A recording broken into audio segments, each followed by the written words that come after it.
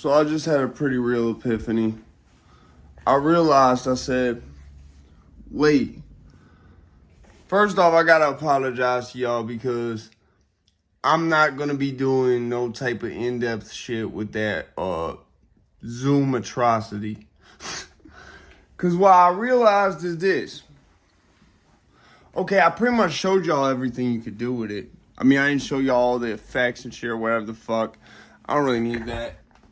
But I figured, I was like, because someone commented on the Zoom r20 video and they was like, but you have, I think they only saw I had the DP24. They're like, why would you even like that's a downgrade. And like in my head at the time, I'm like, yo, the touchscreen though, come on, man. Like the grid, man, the grid is on the recorder, isn't that like, that makes it so easy. And then I started using it, I said, it don't chop exactly right. Like with the video shit that's on the iPhone, the movie maker, I think they use like AI or your habits, or like they use something that recognizes where a good cut is, because it'll be lagging and it'll sometimes, actually most times, just miraculously cut the video right where it's supposed to be. That's what they should have done with the grid on Zoom. That's sort of how they did the grid on the MPC, where it's like kind of smart. It kind of like, and the samples are like the right lengths, where if you use the right tempo, like it's really fucking easy. And what hit me is the grid on the MPC can do everything that I wanted the grid on the recorder for. And honestly, because it's on the MPC, then I can have it all nice and clean, bring it to the recorder, and just like loop whatever I'm trying to play into it. So I don't even really gotta play the instrumental shit. Cause what I was thinking is, I was like, yo, for this 9 Inch Nails type, this ghetto ass 9 Inch Nails type project I got coming up, that shit would be perfect. And then all of a sudden I'm like, but wait, if you just run like your instrument chain into the fucking MPC as a sample, or not even as a sample, you don't even gotta do that like that. Do it as a loop, whatever the fuck. You could even run it into a looper and then run it into the shit into the DP24.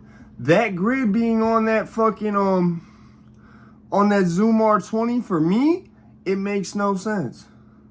And I'm not hating on Zoom here. Keep in mind, like, even though I got the two big boy fucking task cams, where'd I put that at? I know it's around here somewhere.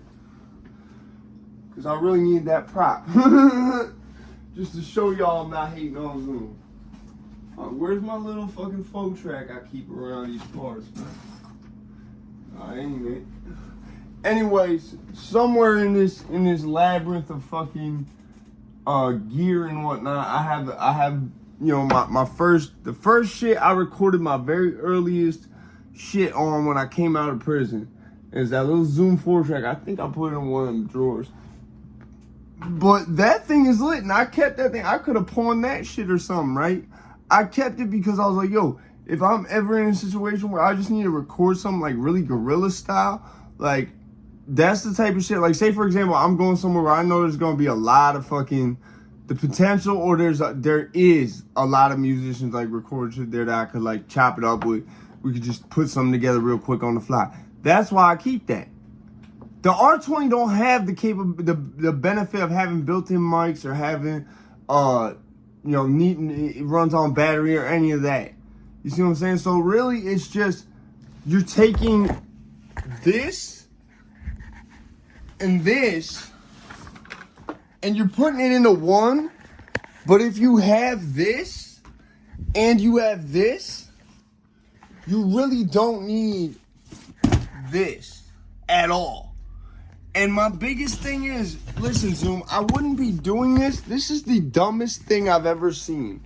When I realized this was how it was, like, this is something you should tell motherfuckers when they order the shit. Because I swear, this shit, like, the way you made it look was like, okay, common sense. The way those things work is I can take any one of the 8 inputs and I can assign it to any one of the tracks. That's the same way the Zoom 4 track works. Nope, not the Zoom R20. Not the Zoom R20. I can't, like, even on the 4 track, I could take, like, okay, I want input 2 to go to track 4. I could put, and the 4 track don't even have the editing that the fucking Tascam have, or none of that. So it's like, okay, you're trading the grid so that you get these 2 combi jacks that okay, for what I'm trying to use it for, I need all combi jacks. This not doing nothing. Because, and it's not just the fact that it's only 2 combi jacks. Whatever I'm trying to, that combi jack for input 1 can only be run on that track. So I can only have 2 tracks that run something that is not just XL, something I can't put a 1/4 inch into. You see what I'm saying? This makes no sense, Zoom. If you did it the other way around to cut costs, I'd understand. Even if you did it like, no, I can't say 4. That's still not enough. Because that's like 2 fucking machines, bro. With the way you have it set up with the track, Zoom, that's the problem. Because you can have these combo jacks to cut costs, right? But then you could let them shits be assigned to all the tracks. And then that shit would be worth it. But because this is a waste, like, put it like this. If I'd known it was going to be like this, I wouldn't have wasted my money. Because this is the most dumb shit. And while I'm ordering it, I'm reading the shit, says nothing about it. In my mind, because I'm used to working with the Tascam, the big boxes, in my mind, I'm like, okay, so even though there's only two combo XLRs, I could still probably, even though I'm reading and it's not mentioning anything about how the track features work or anything. So when I get it, I'm like, okay, I should be able to. And I'm like, I really can't. Like, this input has to be track 1. It can't be track 2. It can't be a stereo track between these 2. No. It has to be that. And then I start being like, why the fuck? Who needs 6 mic inputs for this shit? You only need like 2 or 3 that you can only stick a mic into. Because, like, okay, you might want 1 for ad-libs. You got the main vocal track. No one is using 6 fucking mics to record some shit, bro. And you got 48 volt on 2 of them. Like, really, someone's just going to be sitting here with that many mics, bro. Like, I could see if you were, like, somebody who had a real old school setup where you had the little, what the fuck they're called, Mike? The real small ones you can get for, like, $50 to, like, $80 that you're meant to have, like, multi-mic with. And you have them fucking, you have the amp running into them because they're real low latency and obviously low gain because of that. So you can record the amp like as if you had a cab sim running or almost that good. It's a different sound. Certain people like it. I prefer if it's running direct in as long as it's running good direct in. Like there's some shit where when you run direct in, that shit sounds all like it's lagging. Like it sounds like the effect or whatever you're using, like if you're using distortion sometimes, that's why I notice it the most, has to like buffer for a second. But you'll only notice it if you know what shit like power suck sounds like or tone suck with a pedal. Like so, some pedals, when you dime them out for a minute, and some amps too, what I mean by is you have everything just maxed out. If you just run your shit like that all the time, some pedals, especially older ones, I think ones that have more analog circuitry as well, I'm not sure on that, but it was a big thing like when I was a kid.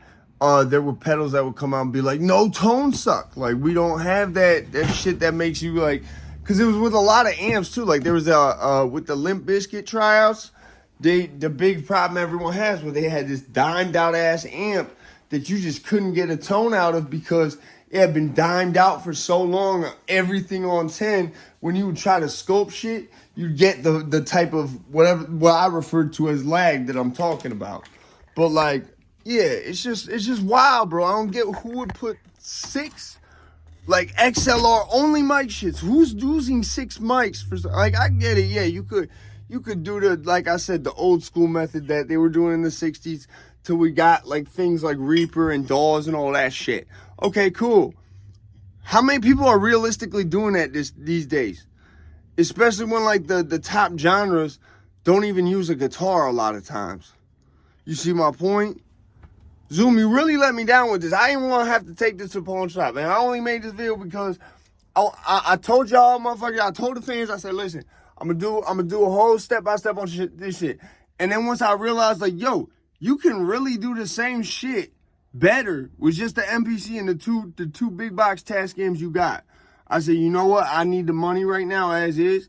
Paycheck that ain't hitting for another like week.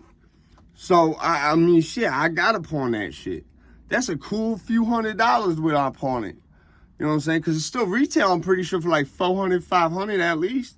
So it's like, they going to give me something for it. Ain't going to be what it's appraised at, but they going to give me something for it. And I really don't care. You see me, I'm doing well. So, yeah, nah, just listen, Zoom, you are one of the weirdest companies because you'll make some shit that's like real spot on. Then you'll try to follow it up with some shit that like could be really spot on, but you fuck it up. But that's why I heard about the little sample player y'all released way back in the day.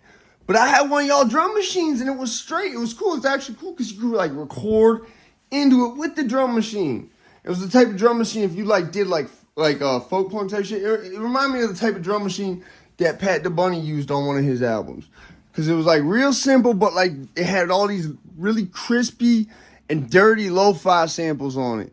But like not a lot. It was very simplistic, like, you know, streamlined, not streamlined, but like very simplistic, simple machine. But that you could have done a lot with if you were on a budget. Especially, I could see it being the type of shit where maybe even people who was like hipsters would like seek out that drum machine. Because there was some shit with it where it was just, it looked very hipster. It had that look like I came from 1996. So, yeah, but like I said, man, I'm disappointed in Zoom. I'm disappointed in Boss. If it weren't for Boss being the only game in town for certain pedals, I mean, and that's not with everything. That's on certain websites too. Like, for example, on Amazon, if you want a noise gate that has like the multiple knobs so you could scope the shit, the only one that they have right now, I think, is the Boss noise suppressor. You feel me? Like, I want the silencer by EHX. They don't have that. I'm lucky I was able to sort of fix my metal muff because they don't have that no more. I don't know what's going on with EHX. It was funny because the dude who owned that shit looked like a crackhead. I feel like he starts realizing, like, yo, there's less pedals in circulation. I need some bass. You gotta have the rent. You feel what I'm saying? I'm out of this bitch, man.